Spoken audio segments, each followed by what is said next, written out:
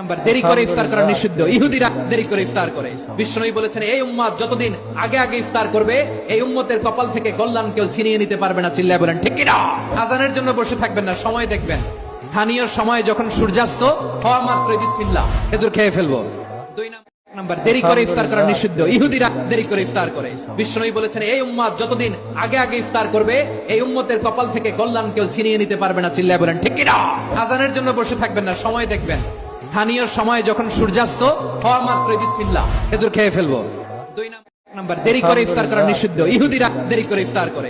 বিশ্বনবী বলেছেন এই উম্মত যতদিন আগে আগে ইফতার করবে এই উম্মতের কপাল থেকে কল্যাণ কেউ ছিনিয়ে নিতে পারবে না। চিল্লায় বলেন ঠিক কিনা? আজানের জন্য বসে থাকবেন না, সময় দেখবেন।